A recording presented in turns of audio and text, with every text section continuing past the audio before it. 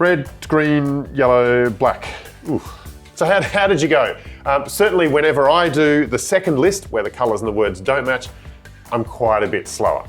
And that's not unusual. That is the case for most people when they do this. And this actually has a name, this test. It's called the Stroop Test, named after John Stroop, who sort of invented it back in the 1930s. And even though it's a really old test, it's actually still really useful for psychologists and clinical psychology when they're evaluating how the brain processes information and how it selects attention. In other words, how it decides which bit of information coming in, the word or the color, it is going to focus on. So what's happening inside your brain? Well, let's take this brain and pull it apart.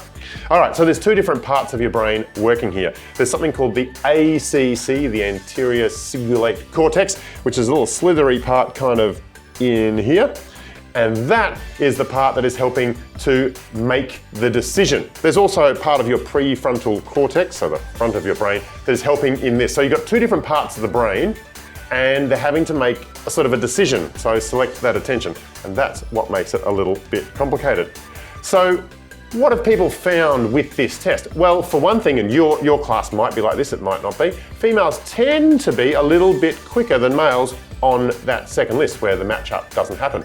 Also, younger readers, people who haven't been reading as long, they tend to be quicker because their brain doesn't automatically read the word, whereas people who have been reading a while, their brain just wants to read that word and not say the colors. So compare it for yourselves and see what you find.